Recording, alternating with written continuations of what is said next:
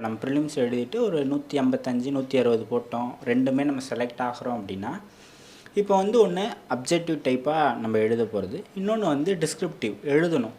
இப்போ ரெண்டுத்துக்குமே நம்ம தயாராகணும் அப்படின்னா படிக்கிற விதம் மாறும்.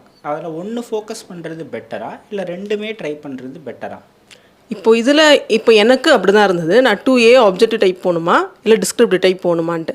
அப்போ நான் என்ன பண்ணுறேன், சீனியர்ஸ் கிட்டலாம் விசாரிக்கிறேன். அப்போ எனக்கு கான்ஸ்டண்ட்டாக வந்த ஒரு ஃபீட்பேக் என்ன அப்படின்னா, டிஸ்கிரிப்டிவ் ஃபஸ்ட் டைமில் கிளியர் பண்ண முடியாது, மார்க் வராது, நீ வந்து ஆப்ஜெக்டிவ் சைடு வந்து சூஸ் பண்ணு அப்படின்னு சொல்கிறாங்க. இப்படி தான் எனக்கு வந்து வெளி சர்க்கிள்லேருந்து எனக்கு வந்த இது அப்படி தான். ஒரே ஒரு பர்சன் மட்டும்தான் டிஸ்கிரிப்டிவ் எடு அப்படின்னு சொன்னாங்க. அது வந்து அவங்கள எனக்கு பர்சனலாக தெரியவே தெரியாது. இன்ஸ்டாகிராமில் பார்த்து ஒருத்தருக்கு நான் ரேண்டமாக மெசேஜ் பண்ணி அவங்க தான் என்னை வந்து என்ன பண்ணாங்கன்னா பூஸ்ட் பண்ணாங்க. கண்டிப்பாக அவங்க பேரை சொல்லியே ஆகணும். புவனேஸ்வரி அவங்க போன குரூப் 2Aல வந்து அவங்க வந்து போஸ்டிங் வாங்கியிருக்காங்க.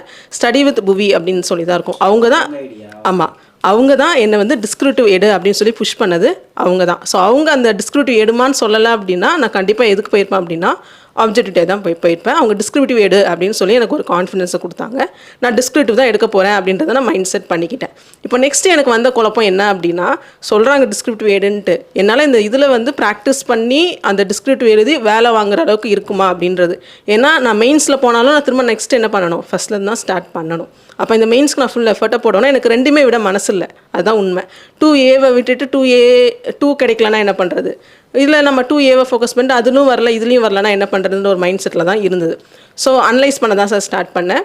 எப்படி அப்படின்னா, சிலபஸ் அதுதான் முக்கியமான சோர்ஸ் எல்லாத்துக்குமே. 2A அண்ட் 2ஓட சிலபஸ் எடுத்து நான் கம்பேர் பண்ணேன். எனக்கு என்ன தெரிஞ்சது அப்படின்னா, இங்கே வர்றது தான் அங்கேயும் வருது. கிட்டத்தட்ட ஒரு 60 to 70% வந்து சேம் சிலபஸ் தான். இங்கே வந்து நம்ம ஃபுல்லாக இந்தியா ரிலேட்டடாக பார்க்குறோம் அப்படின்னா ஸ்பெசிஃபிக் டு தமிழ்நாடுன்னு கொடுத்துருந்தாங்க. அது மட்டும் தான் வித்தியாசமாக இருந்தது, மற்றபடி வேறு எதுவுமே வித்தியாசம் இல்லைன்றதை நான் அப்போது நான் ஒரு 70%க்கு நான் என்ன பண்ண போகிறேன்னா எஃபர்ட்டை வந்து சேமாக ரெண்டுத்துக்கும் போட போகிறேன். இதுக்கு கொஞ்சம் 30% நான் எட்ஜ் காட்ட போகிறேன். எதுக்கு, டிஸ்கிரிப்டிவ்க்கு.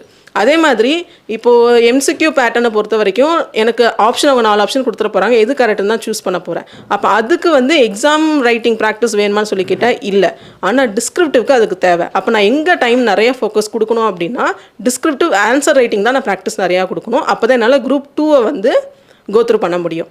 ஸோ அதனால் நான் ரெண்டுத்தையும் பேரலாக கொண்டு போனேன். குரூப் 2க்கு எக்ஸ்ட்ராவாக ஆன்சர் ரைட்டிங் ப்ராக்டிஸ் எடுத்துக்கிட்டேன்.